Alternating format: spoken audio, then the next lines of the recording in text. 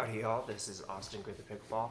Hey, I want to talk, this is a couple weeks ago now and I need to get it done. I've been procrastinating.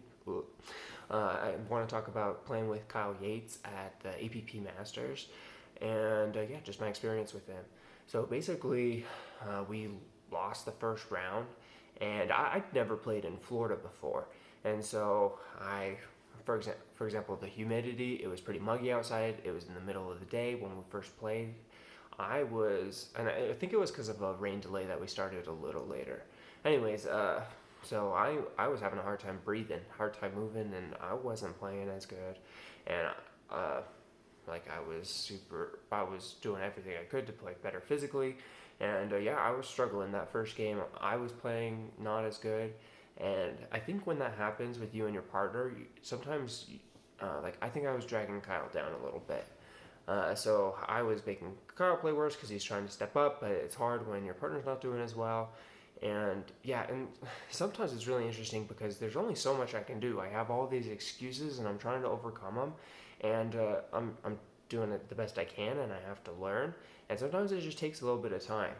So, anyways, we ended up losing in 3, and that was unfortunate.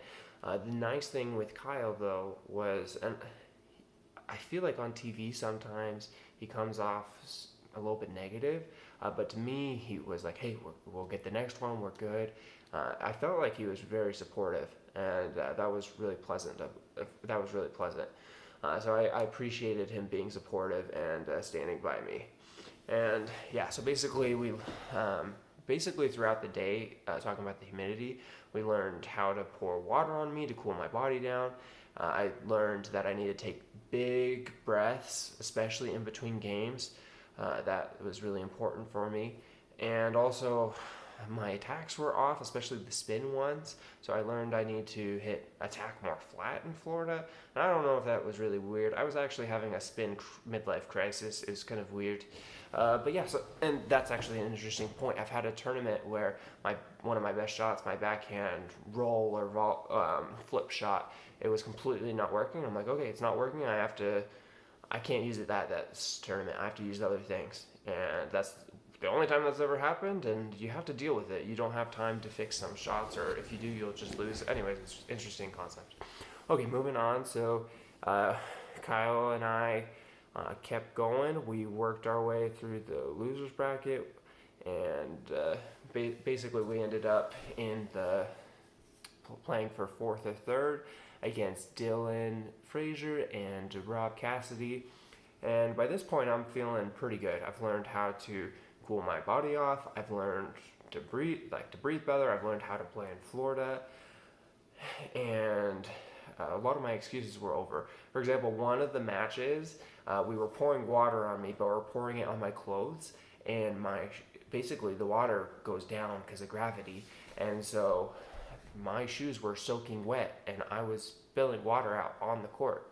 And Kyle actually slipped from water that I had put on the court. And this is another way I know he's being pretty positive because he didn't get super mad at me when he slipped. Anyways, so that was interesting.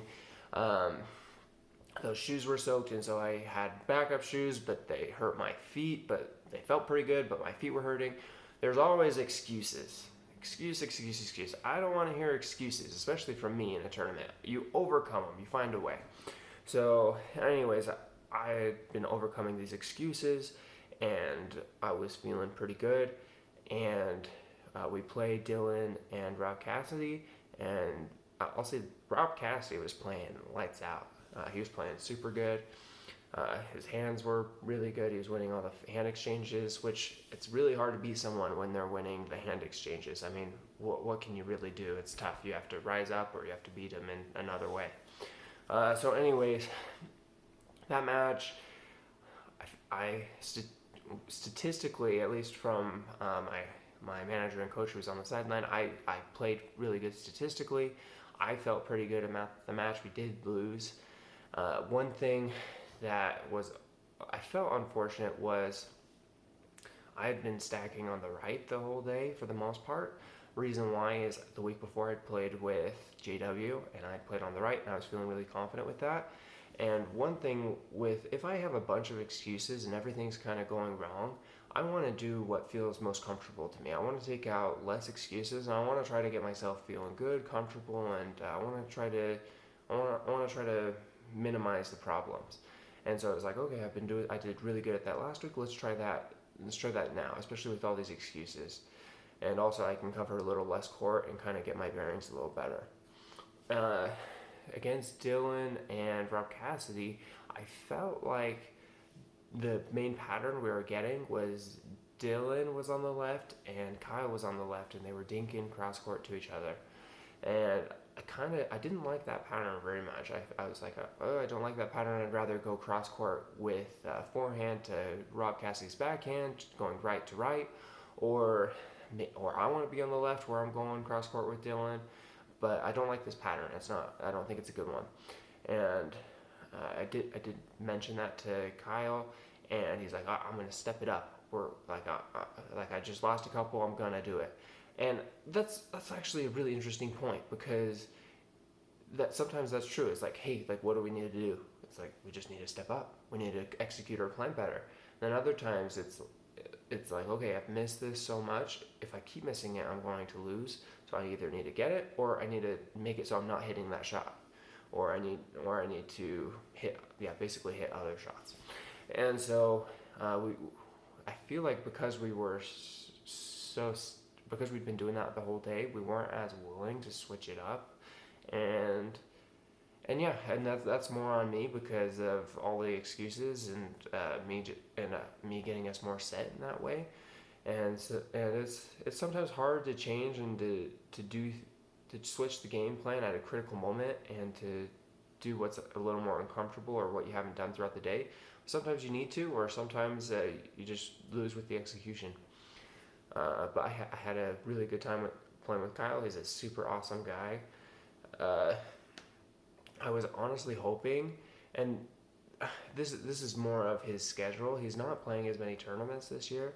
I was honestly hoping that he could maybe be a solution, that we would be able to play a bunch of tournaments and I would be able to get my goals with him. I don't think that's going to be as much the case, but I liked playing with him. He was a good player, and yeah, I learned a lot, especially how to play in Florida, and I'll do better next time. It's definitely way different from Utah, but yeah, I think it's good. I think the main thing I learned was just finding ways to overcome excuses, and to play your best even if things are going wrong. And also just giving yourself time, being patient with yourself and being patient with your partner. If he hadn't have been more patient with me, we might have lost way earlier in the losers bracket, but he stuck with me. He stayed by my side, and we did pretty good. I hope that gives you a little more insight into pro players tournaments and some ideas with it. And yeah, if you found this video helpful, please subscribe, as well as appreciate your support. Pickle on, dudes.